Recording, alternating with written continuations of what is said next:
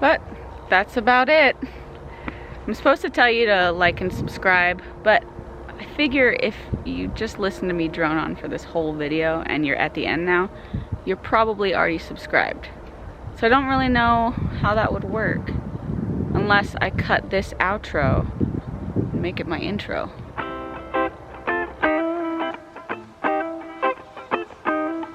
Hey folks, and welcome back to Fireside Farms. My name is Megan, and today I wanted to talk to you guys about raised bed gardening versus in-ground gardening, my experience that I've had over the last 3 years, my observations, and hopefully give you guys some insight into what might work best for you. If y'all are new here, let me give you a little backstory.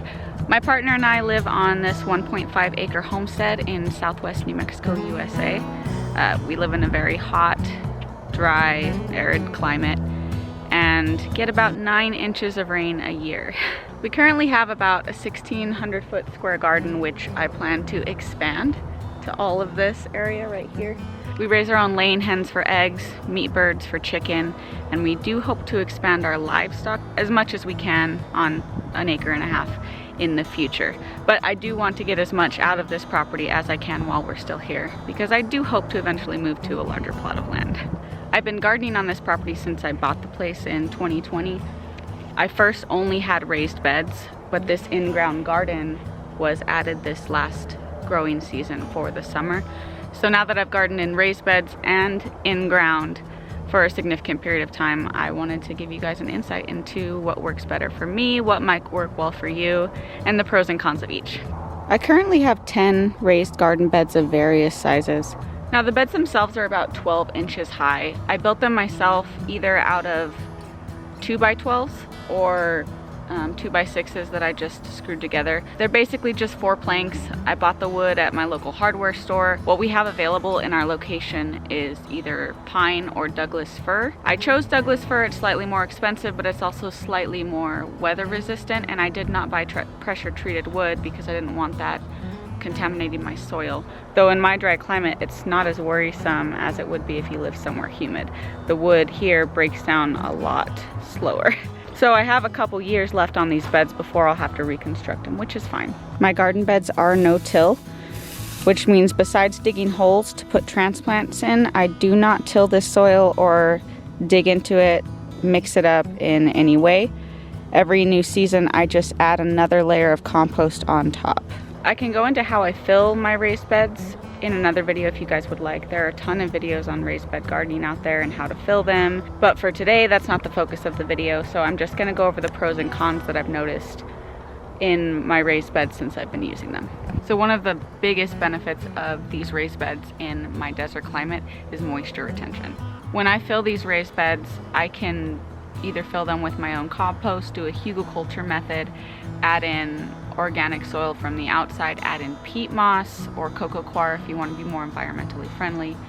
But I can essentially contour this soil to how I need it to be for the plants to survive here. If you live in a wetter climate, moisture retention in raised beds can actually be a problem. But even in the summer, sometimes I have to water these beds twice a day because they dry out so quickly. So that is one huge benefit of having these raised beds. Another one is just a lack of erosion. So all of this soil and mulch is protected by 4 walls. We get pretty gnarly winds from the west in the springtime, and this wall also helps to protect these plants a little bit. But whether it be wind, torrential rain during our monsoon season, the soil in these beds stays put, as opposed to the dry sandy soil out here. And the third benefit is just the plants are more successful from the get-go. When I transplant or start from seed, because the soil continues to stay moist, I'm able to start seeds more efficiently than if I did it in the in-ground garden. My transplants also fare better because it's got good rich soil that is loamy and stays moist and has worms in it and is mulched because the wind doesn't blow the mulch away. So the plants just do better. And a fourth reason to have garden beds is they're aesthetically pleasing. Now this, of course, is a matter of preference. But there's something delightful about lines and shapes and squares. I've seen so many amazing raised bed gardens. They can be made out of wood, metal, brick, stone, logs. It's awesome. And they're all a form of art and expression. You get to make the garden, instead of just a hole in the ground, this beautiful place that you not only produce food with, but get to enjoy. Now, of course, I think in-ground gardens are beautiful as well. Any garden is awesome, but I like the lines. It just looks pretty. Now on to the cons of raised garden beds, and the biggest issue is cost.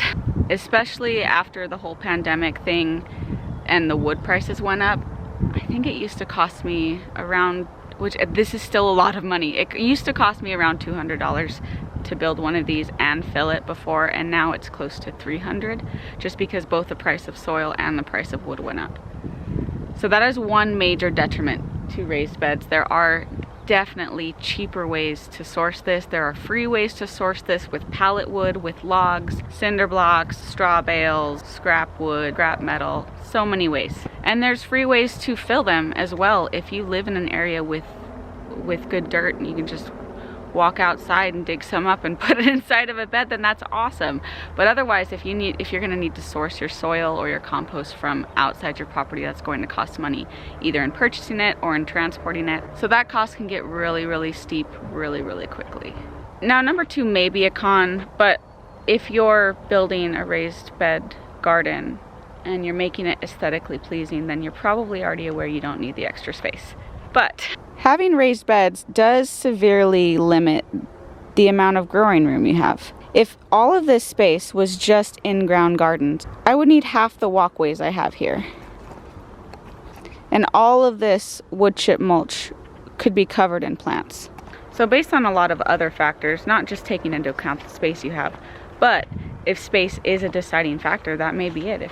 And two other little quirks that I've noticed, I'm not sure this happens to everybody or in every climate, but in my climate with these raised beds, as opposed to plants in the ground here, the edges of the raised bed, all of this space right here, that tends to dry out very quickly, faster than any other place in the bed and faster than even the in-ground garden. So I often, and I'll show you guys some failures, sometimes I have a tendency to plant a little too close to the edge, especially for my vining plants. And even if I water those plants the same as I water the rest of my garden every day, it will still dry out faster, and I'll end up losing a lot of the plants if I plant them too close to the edge. The same occurs in the winter with colder temperatures. The sides of these beds will freeze first. The soil will freeze solid.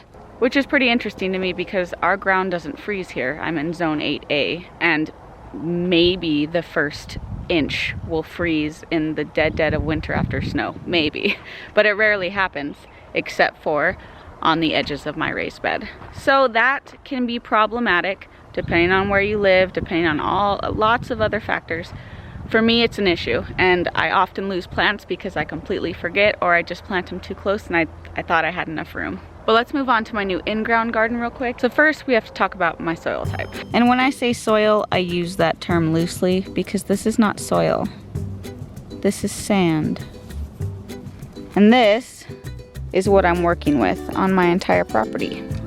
So with this being my only source of soil on this property, I opted to do elevated in-ground garden beds, which basically just means I had to buy and create a bunch of soil to put on top of the dirt. It was a pretty extensive process to create this in-ground garden area.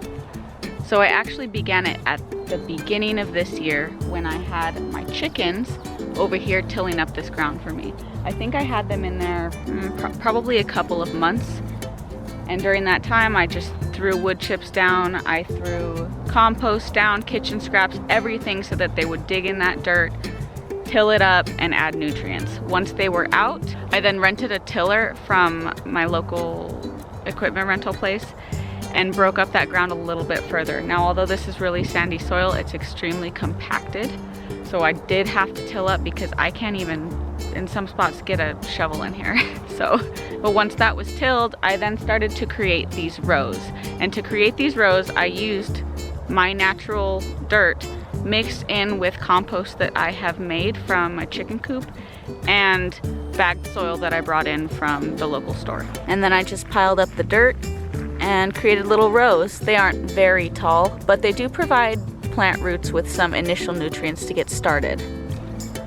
So because my soil is sand and I basically live on a beach, I knew that I had to help with the moisture retention, especially in the in-ground garden. What I did to try and help mitigate that was I created these rows about 2 feet wide, which allows me to put 2 plants side by side, just like these. But it also allows the water a chance to stay in the area of the plant roots when I overhead water these rows. Because if this row had been shorter, the water would just run down the sides instead of getting a chance to soak into the plant roots. Now what I've noticed this year is these rows are still not wide enough.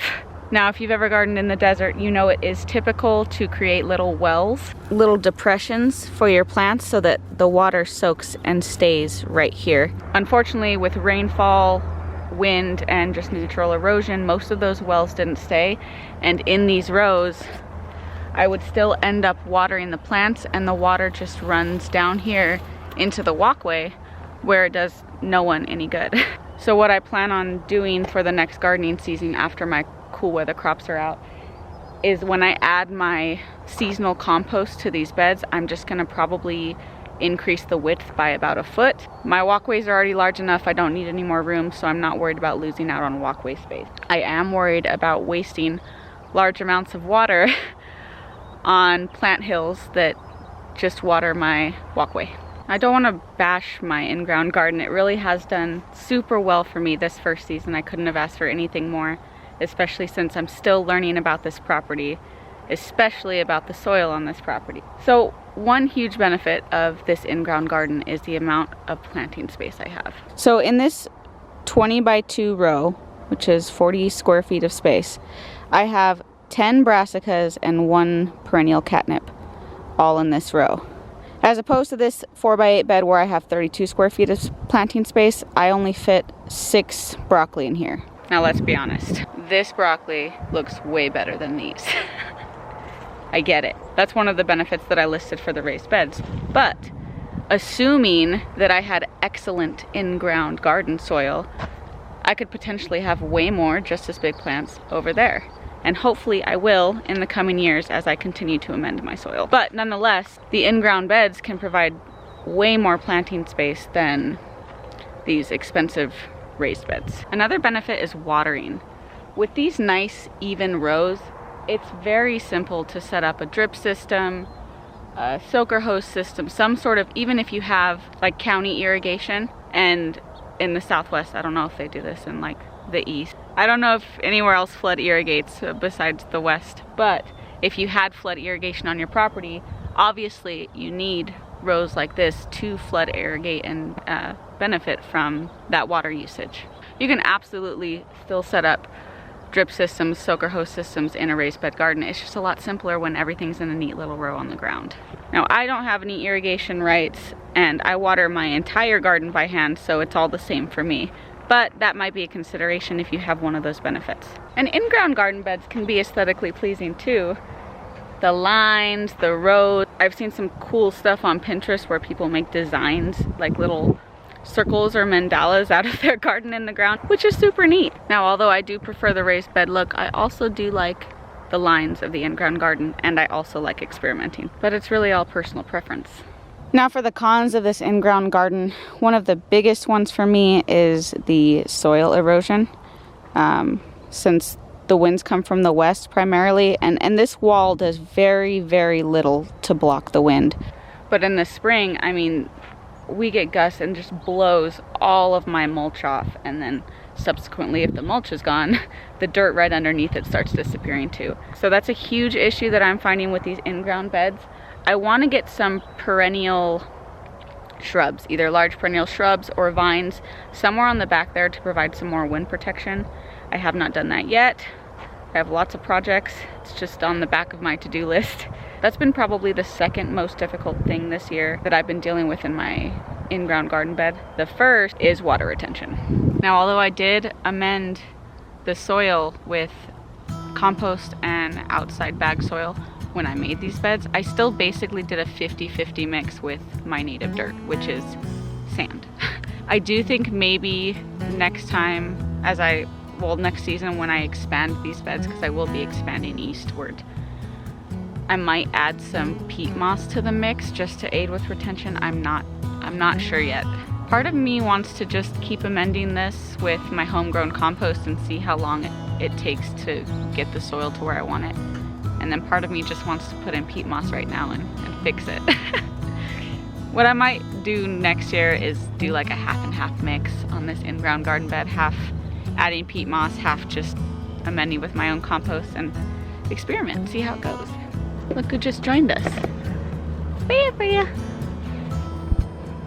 Oh, buddy girl. So the water retention is a big thing. I don't want to have to water my garden twice a day. I don't want to have to waste that water, and I don't really have the time because it takes me more than an hour to do it. So all things considered, those are my pros and cons of raised bed versus in-ground. Everyone is going to have differing opinions, different needs based on what they're growing, their climate, their personal life needs. I mean, if you have a bad back or bad knees, it really sucks to get down on your knees and work on an in-ground garden. So maybe tall raised beds are your thing. You're gonna have to weigh out your needs and wants for your individual homestead. I think there are a lot of benefits to raised bed gardens in a desert environment. Moisture retention being the key one, but the cost of building and filling them is an extremely limiting factor. And just because one thing works for me does not mean it's gonna work for you, and it shouldn't have to work for you. I want to encourage you to experiment with both. And the only thing I can hope for is that my observations and my experience helped you in some way. But that's about it. I'm supposed to tell you to like and subscribe, but I figure if you just listen to me drone on for this whole video and you're at the end now, you're probably already subscribed. So I don't really know how that would work unless I cut this outro and make it my intro.